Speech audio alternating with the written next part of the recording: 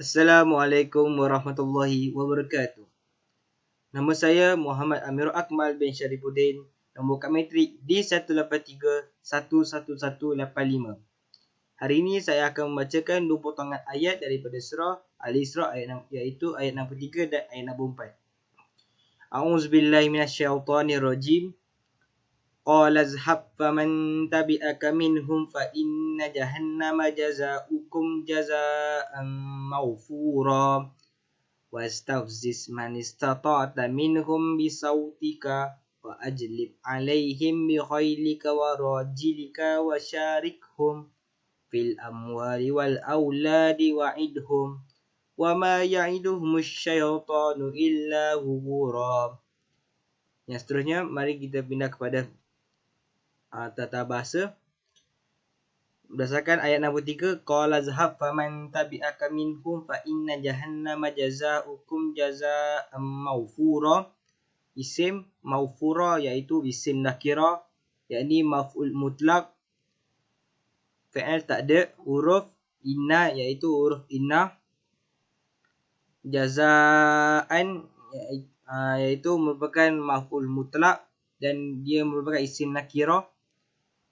Bagi fi'il pula, izhab iaitu fi'il amar dimulakan dengan dhamir anta dan dia merupakan fi'il sahih salim, huruf asal dia iaitu zai, ha, ba, dan ia merupakan fi'il mujarrad sulasi iaitu fa'ala, yaf'ulu, yazhaba, yazhubu.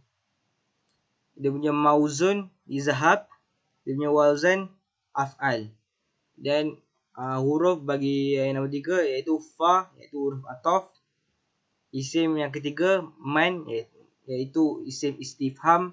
Domer qala ia merupakan fi'il madi dan domer dia dimulakan dengan huwa dan ia merupakan sahih mutal iaitu perkataan asal dia qala, huruf tambahan dia alif. Alif itu merupakan huruf ilah iaitu merupakan mutal ajwaf, dan huruf min iaitu huruf jar. Isim yang keempat jazaukum itu domain mutasil ba'da isim. Yang kelima minhum iaitu domain mutasil ba'da huruf. Isim yang keenam jahannam iaitu zaraf makan, dan isim yang ketujuh tabi'aka ia merujuk kepada domain bari mutasil ba'da isim. Kerana yang seterusnya inna jahannama jazaa'ukum jazaa'an mawfura. Inna tu isim inna, jahannama jazaa'ukum tu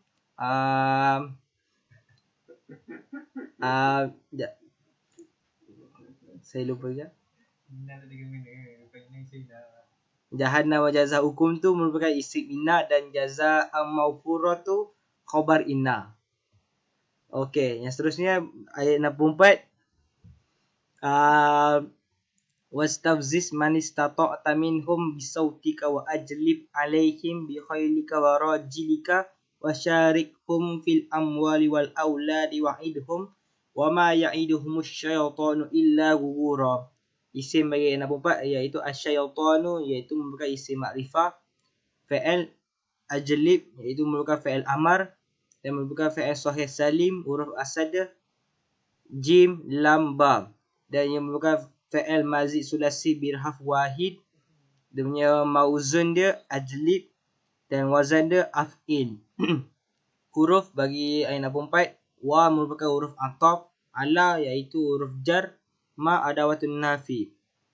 Isim yang kedua ghura iaitu isim nakirah, dan huruf wa iaitu huruf ataf. Isim yang ketiga alaihim iaitu dhamir muttasil ba'da huruf. Fi'il yang ketiga istata'ta iaitu merupakan fi'il amar dimulakan dengan dhamir anta, huruf asal dia ta'ata, dan fi'il mazid sulasi bisalasa huruf iaitu huruf tambah dia alif, sin, ta, dan mauzun dia astata'ta dan wazan dia astafa'la.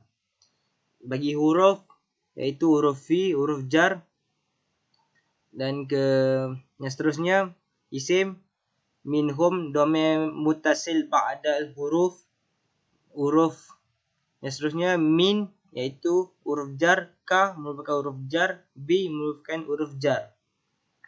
Yang seterusnya isim sautika iaitu domain mutasil ba'da isim, dan huruf bagi huruf yang seterusnya iaitu huruf ka iaitu merupakan huruf jar. Rojilika merupakan domain mutasil ba'da isim, dan huruf wa iaitu huruf ataf. Syarikhum iaitu merupakan domain mutasil ba'da isim, dan huruf bi merupakan huruf jar. Dan isim yang seterusnya istafziz iaitu merupakan domain mutasil ba'da isim. Isim seterusnya al-amwali iaitu isim ma'rifah. Al-auladi iaitu isim ma'rifah kerana ada alif lam. Idhum domain mutasil ba'da isim. Dan seterusnya ma iaitu isim istifham. Okey. Yang seterusnya ya'iduhum iaitu merupakan domain mutasil ba'da isim. Kerana maksud bagi ya'iduhum tu merupakan isim. Khailika domain mutasil ba'da isim kerana boleh jadinya ba'da isim kerana khailika tu maksudnya berkuda. Okey, bahagian kedua iaitu kefahaman ayat. Surah Al-Isra ini merupakan ayat Makkiyah. Asbabun nuzul tidak ada. Pengajaran daripada ayat tersebut berdasarkan ayat 63. Pengajaran daripada ayat 63 adalah kita janganlah mudah terpedaya dengan ihla ataupun hasutan daripada syaitan. Selain itu, cara-cara untuk mengelakkan diri kita daripada hasutan syaitan, hendaklah pegangan akidah dan kekuatan iman kita perlulah kuat dalam diri masing-masing. Dan ia agar tidak mudah terpedaya dengan hilah daripada syaitan. Allah memberi usia yang panjang kepada syaitan kerana Allah SWT ingin menguji hamba-Nya sendiri dengan melihat adakah ia mempunyai kekuatan pada diri setiap masing-masing. Berdasarkan ayat 64, pengajaran ayat 64 ialah kita mestilah mempunyai kekuatan yang cukup dari segi jasmani maupun rohani supaya kita dapat menempuh segala hasutan dari syaitan, terutamanya dari segi akal pegangan akidah Islamiah kita dan kekuatan iman dalam diri kita sendiri. Cara-cara syaitan dan iblis menghasut anak-anak Adam pada masa kini, mereka cuma hanya menggunakan dengan cara dengan mewujudkan lagu-lagu yang viral pada masa kini, serta daripada situ anak-anak muda pada zaman sekarang terjebak dengan satu aplikasi yang baharu iaitu aplikasi TikTok dan lain-lain. Syaitan dan iblis hanya menggunakan cara yang mereka yang paling halus untuk menghasut anak-anak Adam sehingga menyebabkan mereka lalai dengan keduniaan serta lupa akan akhirat. Okey, cerita berdasarkan ayat 64 ialah ia menceritakan tentang jawapan daripada Allah SWT kepada permintaan iblis supaya nyawa dipanjangkan. Allah suruh iblis pergi ke hadapannya walaupun iblis telah kurang ajar dengan Allah, tapi Allah tetap bersabar tidak harus hancurkan iblis. Dalam ayat yang lain, kita dapat tahu yang permintaan iblis itu dimabulkan oleh Allah. Dan seterusnya, iblis dibenarkan oleh Allah untuk menghasut umat manusia. Manusia diberikan dengan pilihan untuk memilih sama ada untuk menerima kebenaran atau kebatilannya. Sama ada menerima ajaran wahyu atau termakan dengan pujukan iblis dan tenteranya. Dan malangnya bagi mereka yang termakan dengan bisikan syaitan itu, kerana sesiapa sahaja yang ikut kita syaitan itu, maka balasannya mereka akan dimasukkan ke dalam neraka, dan itulah balasan yang setimpal bagi Allah SWT beritahu perkara kepada iblis dan semua manusia yang ikut iblis, dan ia pasti mereka akan diberikan balasan yang cukup dengan sepenuh-penuhnya oleh Allah SWT. Kisah daripada ayat 64 iaitu merupakan sambungan daripada kisah dari ayat 63. Ayat ini menjelaskan sejauh mana kemampuan syaitan untuk menggoda keturunan Adam di muka bumi ini. Allah SWT mengizinkan syaitan untuk menghasut sesiapa saja di antara keturunan Adam sesuai dengan kemampuan dan kemampuannya dengan hasutan dan muslihatnya. Tipu daya syaitan untuk menggoda keturunan Adam yang digambarkan seolah-olah mereka mengarahkan tentera-tentera mereka dengan menunggang kuda dan diperkuatkan oleh tentera yang berjalan kaki. Mereka menyerang musuh mereka dengan suara keras untuk mengejarkan musuh mereka untuk segera tunduk dan tunduk pada kekuatan mereka. Berkaitan dengan penafsiran ayat ini, Imam Mujahid menjelaskan bahawa setiap penunggang kuda yang digunakan untuk menyerang musuh dengan melanggar undang-undang Allah Subhanahu Wa Taala adalah tentera yang tergoda oleh syaitan dan tentera yang berjalan kaki yang berperang melanggar ketentuan Allah Subhanahu Wa Taala termasuk dalam pasukan syaitan. Dan seorang pengulas lain menjelaskan bahawa syaitan tidak lagi mempunyai tentera dan menunggang kuda dan tentera dengan berjalan kaki. Tujuan perumpamaan itu hanya untuk menggambarkan pengikut syaitan dan penyokongnya tanpa mengira keadaan sama ada mereka yang bertindak sebagai penyokong atau pengikutnya adalah penunggang kuda atau tentera. Sebagai gambaran yang jelas, Allah membandingkan syaitan dan pengikutnya dalam menggoda keturunan Adam sebagai orang yang bergabung bersama untuk mengumpulkan harta dan anak-anak yang mendorong mereka jatuh ke dalam kemaksiatan dan memenuhi nafsu. Ringkasnya, dapat dikatakan bahawa syaitan berusaha sebaik mungkin untuk menggoda keturunan Adam sehingga mereka jatuh ke larangan Allah. Iblis menggoda hati mereka untuk tertarik kepada agama-agama yang tidak diredai oleh Allah, menggoda mereka untuk berzina atau suka membunuh dan menguburkan anak-anak mereka hidup-hidup. Selain itu juga, Allah juga mengizinkan syaitan memberikan janji kepada keturunan Adam dengan janji-janji yang dapat menipu mereka untuk mengeluh dari perintah-perintahnya dan melanggar larangan-larangannya. Namun, daripada janji tersebut, syaitan hanyalah tipu muslihat. Tidak satu pun godaan yang dapat mencegah hukum-hukum Tuhan ditimpakan kepada mereka.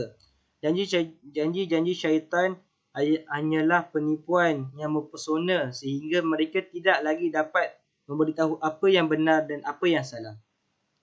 Allah meminta iblis untuk menyesatkan anak-anak Adam dengan suaranya. Oleh itu, semua perkara yang mengabaikan manusia daripada Allah disebut dengan suara syaitan. Menurut satu pendapat, apa yang dimaksudkan dengan sawata dalam ayat ini adalah menyanyi. Oleh itu, pendapat yang mengatakan nyanyian itu haram adalah kuat. Mujahid mengatakan bahawa yang dimaksudkannya adalah hiburan dan nyanyian yang membuat mereka terbuai dan lupa diri. Malangnya orang ramai terpesona dengan keindahan muzik dan nyanyian. Dan apabila kita memberi amaran bahawa itu haram, banyak alasan diberikan. Orang ramai yang berpendapat bahawa mereka membenarkan muzik dan nyanyian kerana ia adalah perkara yang sangat biasa pada masa kini. Seolah-olah anda menghalangi, anda tidak seharusnya kami mengatakan dia sangat digunakan secara kerana syaitan dan syaitan telah berjaya, mereka berjaya agar manusia merasa biasa dengan muzik dan nyanyian. Dan bukan itu saja, syaitan mempunyai melakukan pekerjaan, ia tidak melakukan pekerjaan dengan seorang diri kerana ia mempunyai tentera yang sibuk dan ia mempunyai penunggang kuda dan berjalan kaki. Dan syaitan dimanakan untuk bergaul dengan mereka yang mengikutinya dalam hal harta benda dan anak-anak mereka. Maksudnya, ajar mereka bagaimana berjana wang dengan cara yang tidak sah, bagi mereka sesat sehingga tidak ada pencarian yang sah untuk kekayaan dan pendapat manusia. Menurut Ibnu Abbas dan Mujahid, makna yang dimaksudkan adalah perbuatan yang disyorkan oleh syaitan kepada mereka, misalnya membelanjakan harta untuk melakukan maksiat terhadap jalan Allah, maksiat terhadap Allah SWT. Selain itu juga, Atta mengatakan bahawa maksud yang dimaksudkan adalah melakukan riba. Daripada Al-Hasan berkata, maksudnya ialah mengumpulkan harta benda dari produk kotor dan membelanjakannya di jalan yang haram. Okay. Selepas itu, mengenai kanak-kanak juga, mengikut pendapat Al-Aufi telah meriwayatkan dari Ibnu Abbas, Mujahid dan Ad-Dahhak bahawa makna yang dimaksudkan oleh anak-anak yang lahir dari hasil perzinaan. Dan mengikut pendapat Ali Ibnu Abu Talha Qadada telah meriwayatkan dari Al-Hasan Al-Basri bahawa Allah SWT, syaitan telah bersekongkol dengan mereka dalam harta benda dan anak mereka. Mereka membuat anak-anak mereka iaitu Majusi, Yahudi dan Kristian, dan tidak mewarnai mereka dengan pewarna Islam. Ini bermaksud membentuk pergaulan atau berkongsi dengan mereka jika mereka melakukan kes dosa di atas. Mereka sebenarnya melakukannya bersama dengan syaitan. Mereka tidak berasa malu kerana syaitan adalah makhluk ghaib yang tidak dapat dilihat. 10 perkataan yang baru. Istata'ta jazaan warajidika wasyarikhum wal auladi ya'iduhum al amwali wastafziz wa ajlib maufura. Dan terakhir sekali perkataan yang saya jumpa dalam surah Al-Isra, iaitu daripada nama syurga dan neraka, Jahannam, iaitu merupakan nama neraka. Itu saja. Assalamualaikum warahmatullahi wabarakatuh.